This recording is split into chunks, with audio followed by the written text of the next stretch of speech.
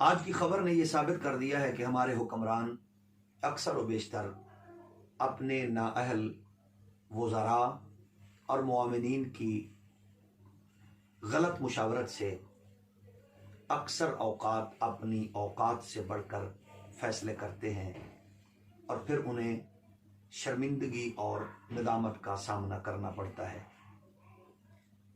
ये जो थोड़े बहुत वोट तब्दीली के नाम से इस बदकिस्मत कौम ने दिए हैं, इस कौम को इतना जलील न किया जाए और इतना परेशान न किया जाए, क्योंकि इक़्तिदार हमेशा के लिए नहीं मिलता।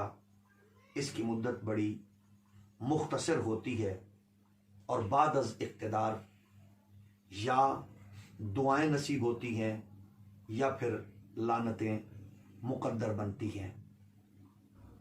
ये कौम सादा ज़रूर है मगर सब कुछ जानती भी है और समझती भी है। अभी आसिया मलऊना वाली बात इस कौम को हज़म नहीं हुई थी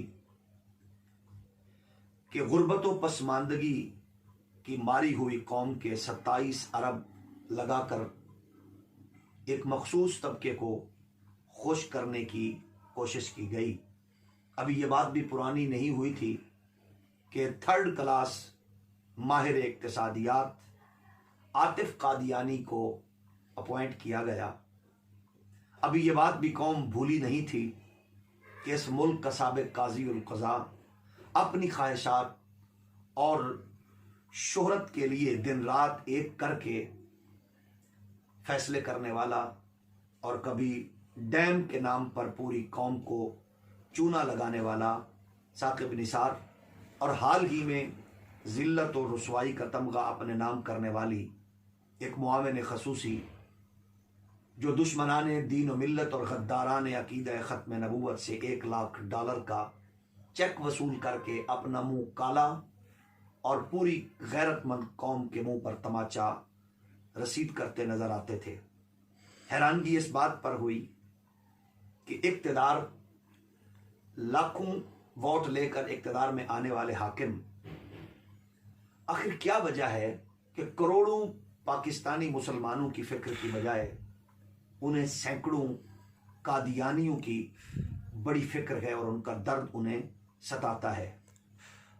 डॉलर्स के भूखे और शराब व जना के रसिया और कादियानियत के दस्तरखानों पर हड्डियां चूसने वाले जाहिल वज़रा जिन्हें ढके छुपे अहमदी मुस्लिम कहते हैं, गैरतमंद माओं का दूध पीने वाले मासूम बच्चे और फिर गैरतमंद बुजुर्गों की झोली में पलने वाले मासूम और जवान और सफ़ेद रीश बुजुर्ग याद रखें कि इन दुश्मनाने दीन को, गद्दाराने अकीदा ख़त्म नबूवत को सीना तान कर काफिर कहते थे, काफिर कहते हैं और हर गुस्ताख रसूल दीन दुश्मन कादियानी को काफिर कहते रहेंगे जब तक कि वो राह हक की जानिब न बढ़ें और दीन हक की तरफ वापस ना लौटें।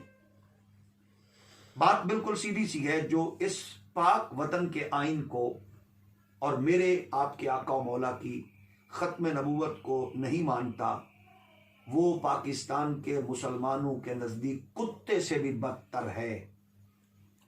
ये मुल्क किसी के माँ के जहेज में नहीं आया और न ही ये किसी के बाप की जागीर है। ये तो मुक़द्दस सरज़मीन करीम आका सल्लल्लाहु अलैहि वसल्लम का तोहफ़ा है और गुंबद खजरा के मकीन की खैरात है। इस मुल्क में गद्दार वो मुल्क कहो या इस्लाम का, उसके लिए कोई गुंजाइश न थी और न है।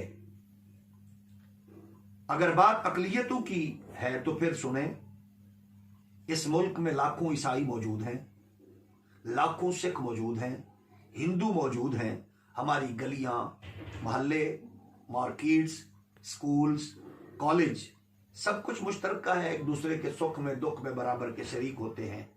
ना उन्हें हमसे कोई तकलीफ है ना हमें उनसे कोई तकलीफ है।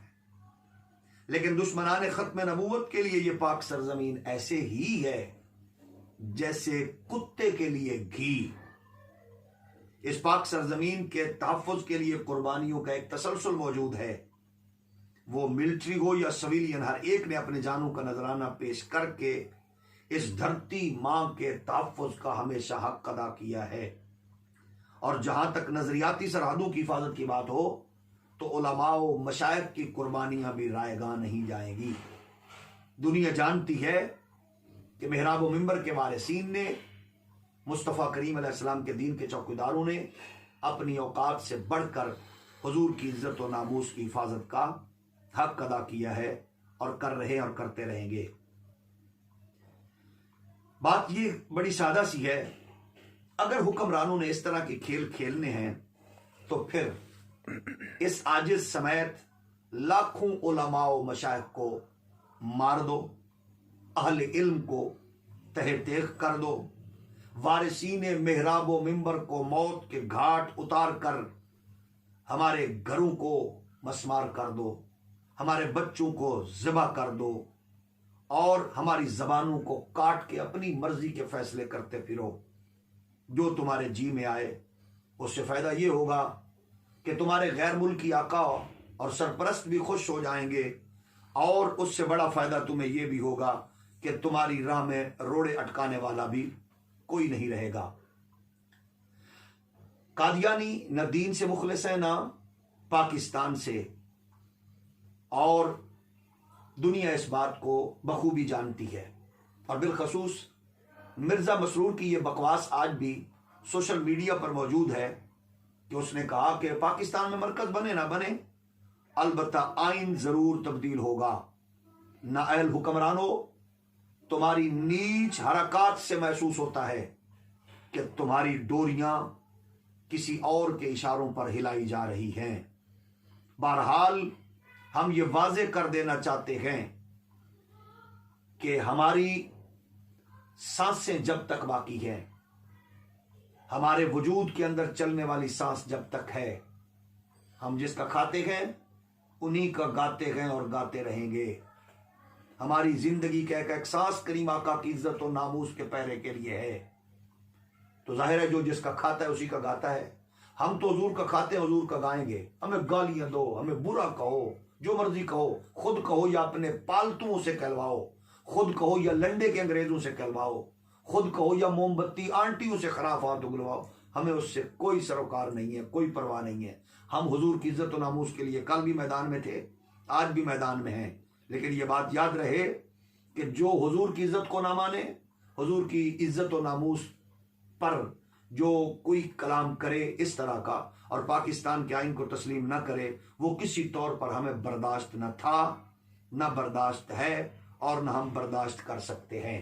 कादियानी अगर अपने आप को गैर मुस्लिम अक़लियत डिक्लेयर करें, जिस तरह आइन ने उनको कहा है, वो अपने आप को तस्लीम करें, वो कहें या उनका बड़ा कहे और पाकिस्तान में रहने वाले कहें, तो उनको अक़लियत के हुकूक दिए जाएं और वो हक रखते हैं कि उनको अक़लियत के तमाम तरह हुकूक मिलने चाहिए। तो इसलिए हम ये कहते हैं कि ऐसा खेल न खेला जाए, क्योंकि ये हुकूमत इसकी मुतहम्मिल नहीं है। तुम बहुत कमज़ोर हो और तुम्हारी टांगें अभी काँप रही हैं। अभी अपने आप को मजबूत करने के लिए ज़रूरी है कि पाकिस्तान में वोट देने वाले उन लोगों का एहतराम और उनके मजहबी ख्यालात को अपने सामने रखो। जिस तरह तुम्हारे वज़रा हिंदुओं के बारे में को बात करें तो उनके दिल आज़ारी समझते हो, तो जनाब मोहतरम नियाजी साहब, अगर हिंदुओं की दिल आज़ारी होती है, अगर सिखों की खैर खाई करते हो, अगर तुम दूसरों की बात करते हो, तो फिर मुसलमानों का भी हक बनता है कि उनके मजहबी जज्बात को मजरूह रखिए।